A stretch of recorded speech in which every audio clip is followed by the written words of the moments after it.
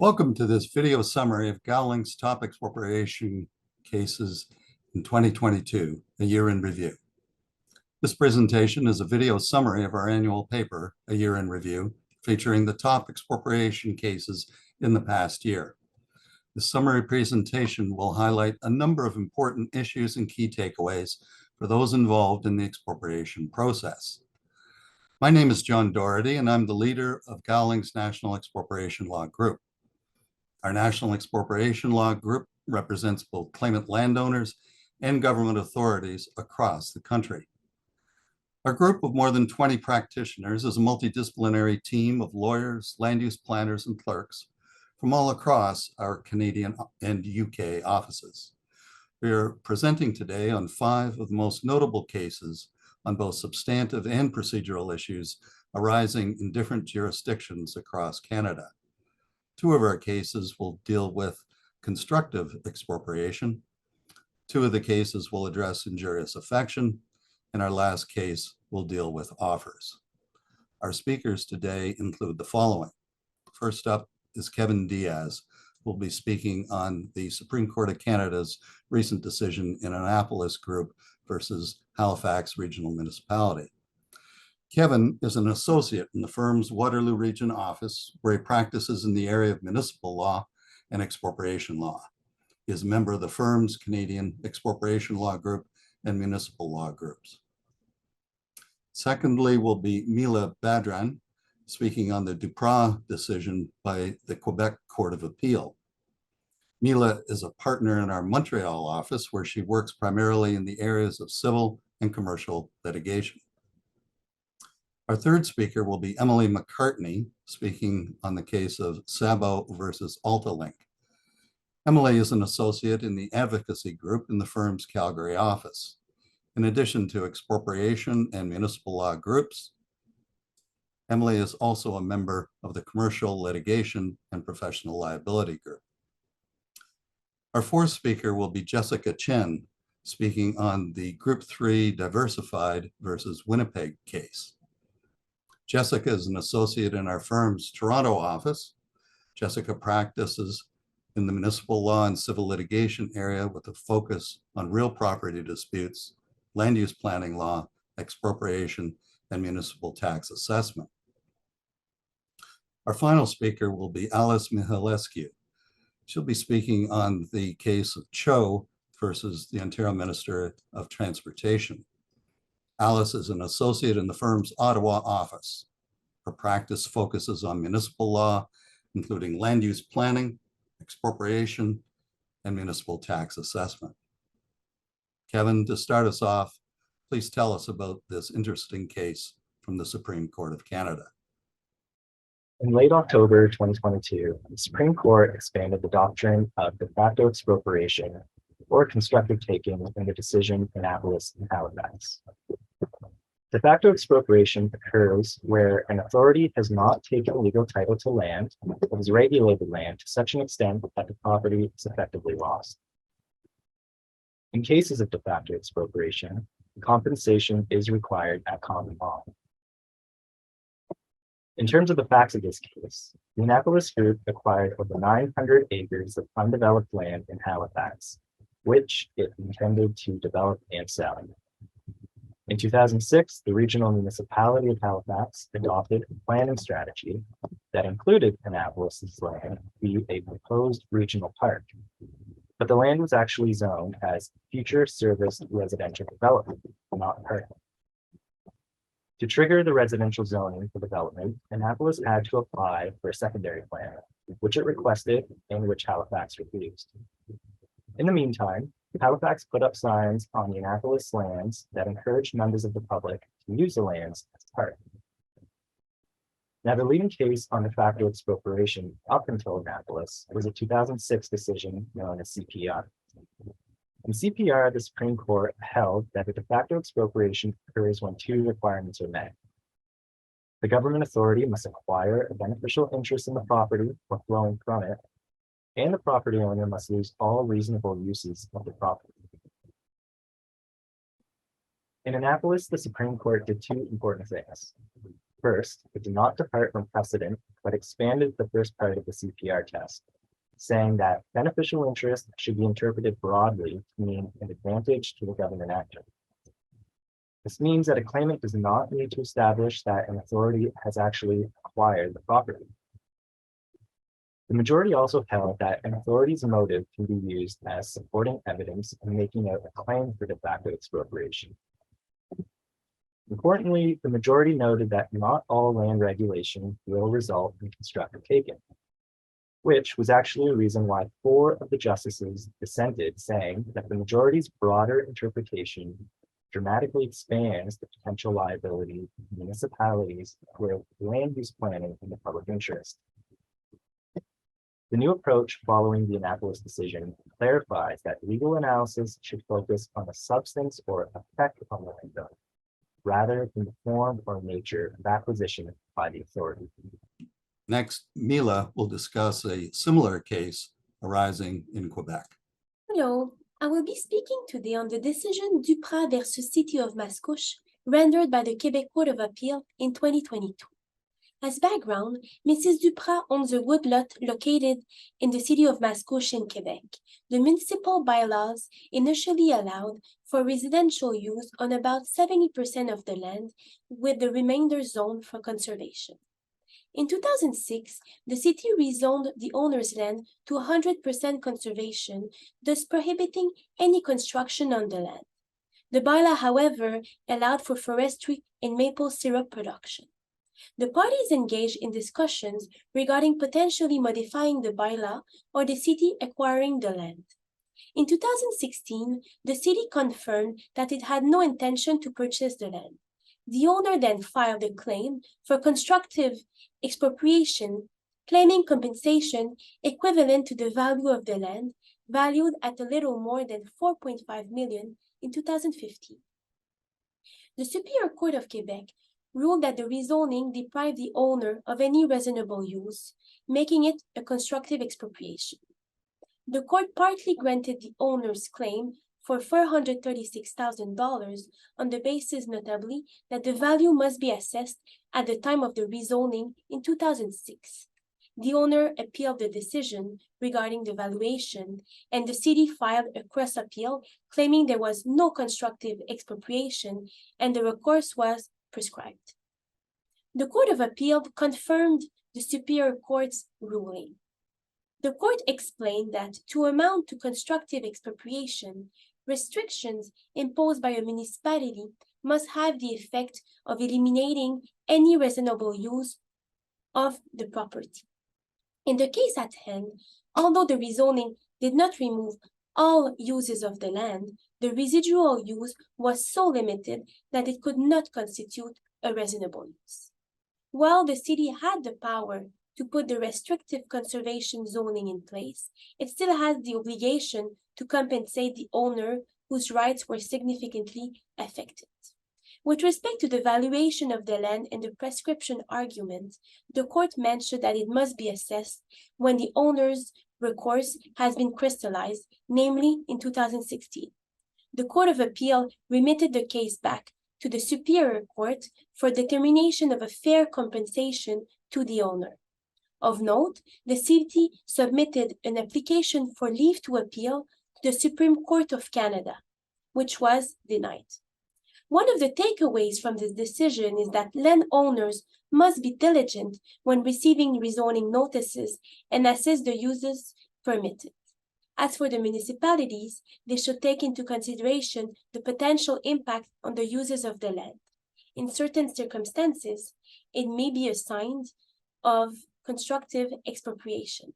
Now let's hear from Emily about injurious affection in the context of Alberta's Surface Rights Act. I will be speaking on the Alberta Court of King's Bench recent decision in Sabo and Altalink, citation 2022 ABKB 156. In Sabo, the Court of King's Bench considered the interpretation of injurious affection in Section 25 sub 1 sub d of the Alberta Surface Rights Act in the context of the installation and operation of high voltage transmission lines on towers immediately adjacent to, but not directly located on, lands that were subject to a right of entry order. The court found that Section 25 sub 1 sub d must be interpreted in a way that permits the board to make an award of compensation for injurious affection, even though the steel monopole towers and the transmission lines were located solely within the government road allowance and not within the right-of-way granted by the right of entry orders. In reaching this conclusion, the court relied on the purpose of the Surface Rights Act, which is to provide a mechanism for fair compensation where lands are partially taken by a right of entry order. The Surface Rights Act is remedial legislation and must be given a fair, large, and liberal interpretation.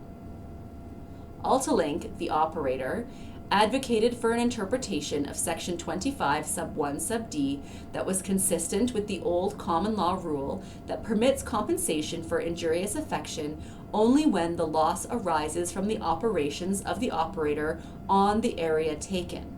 However, the Alberta Court of Appeal had long ago found the application of the common law rule would make Alberta's compensation scheme illogical and unfair when it decided Landex Investments Ltd. And Red Deer City in 1991.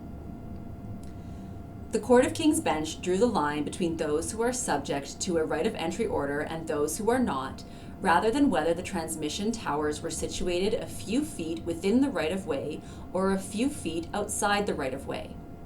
The board had discretion pursuant to Section 25 sub 1 sub d to award compensation for injurious affection for the nuisance, inconvenience, and noise arising from the installation and operation of the power transmission lines within the government road allowance, even though neither the lines nor the steel monopole towers were installed in the area granted by the right of entry order.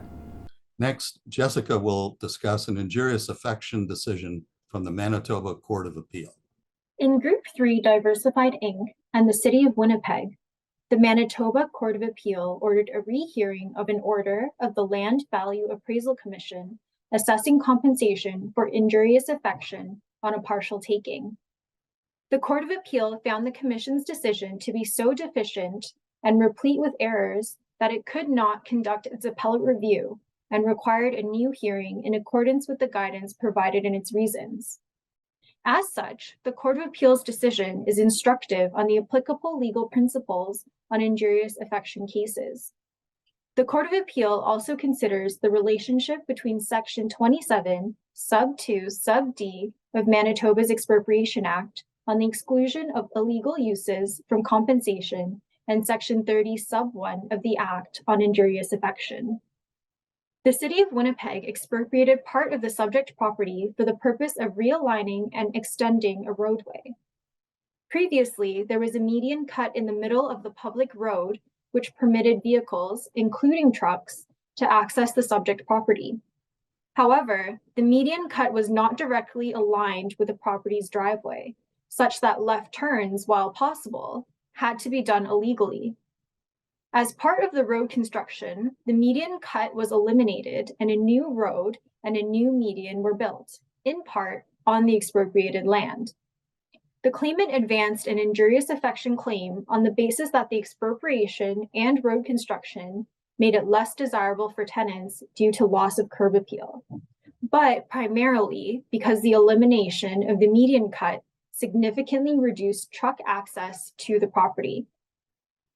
The Court of Appeal provided an overview on the general purpose of injurious affection claims, which are meant to compensate an owner for a reduction in the value of its lands and other prescribed damages resulting from the actions of a statutory authority.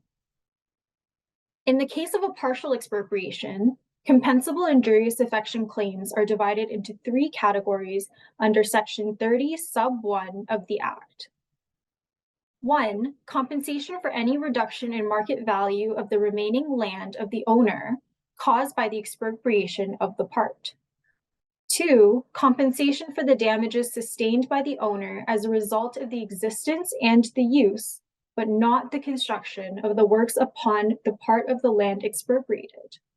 And 3, compensation for such other damages sustained by the owner as a result of the existence, but not the construction or use of the works as the authority would otherwise be responsible for in law if the existence of the works were not under the authority of a statute.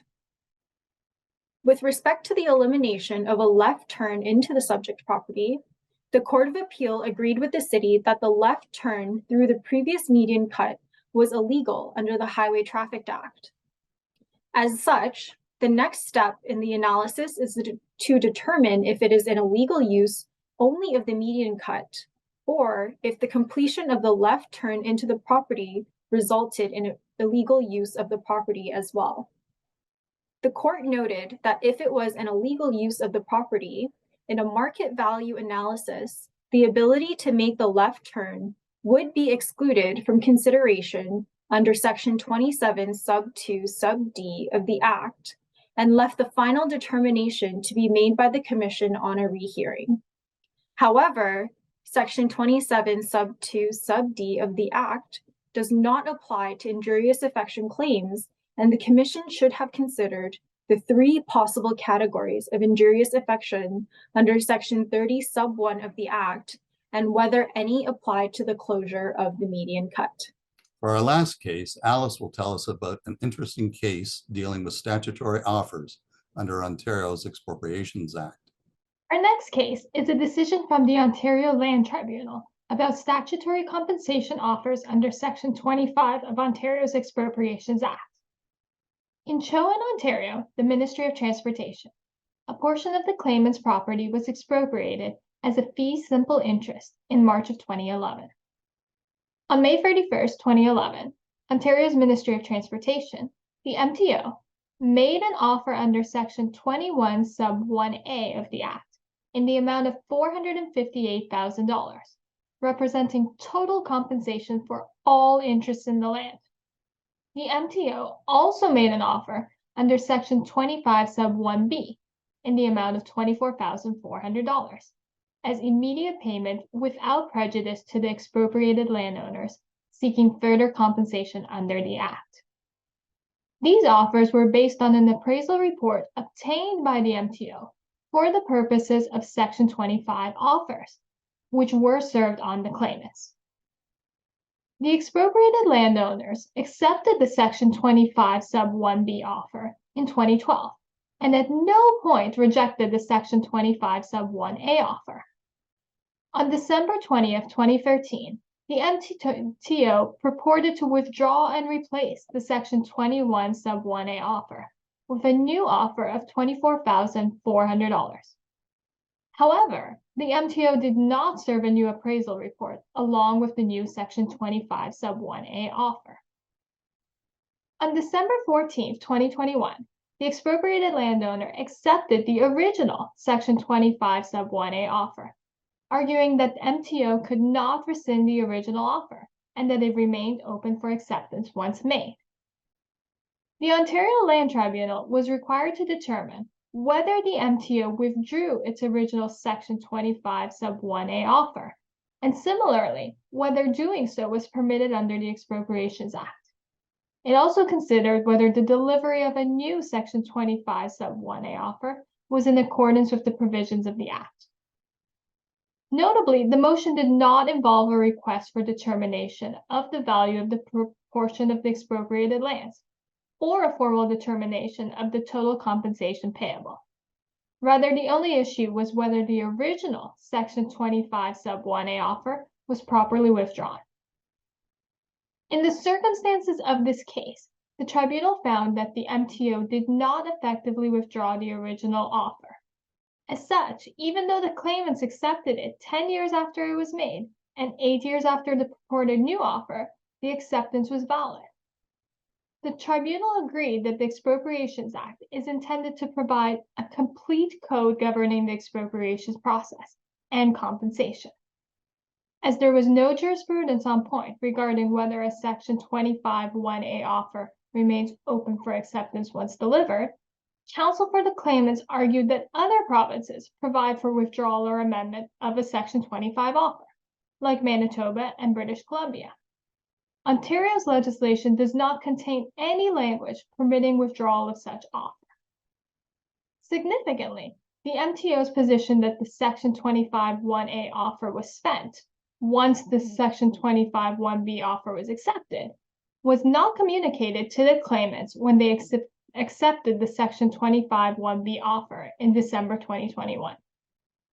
Finally, the tribunal considered that even if the MTO could lawfully and unilaterally withdraw and amend a Section 25(1)A offer, they failed to deliver any form of underlying appraisal to explain how it arrived at that value. The offer did not meet the requirements in Section 25 sub 2 or in case law. The tribunal concluded that in this case, the original Section 25(1)A offer remained in force and available for acceptance, and the offer was indeed accepted by the claimants on December 15, 2021. On behalf of my colleagues, I want to thank you for taking time today to view our summary presentations on 5 of the top expropriation cases in 2022 from all across Canada. Our speakers have addressed some of the complex issues currently arising in expropriation law. These cases show how this area of law interacts with a number of other practice areas such as land use planning, environmental issues, and procedural issues that may impact on the right to and the extent of property compensation and business loss valuation. If we can assist you in the future with any of these issues, please be sure to contact any one of us. Enjoy the rest of your day.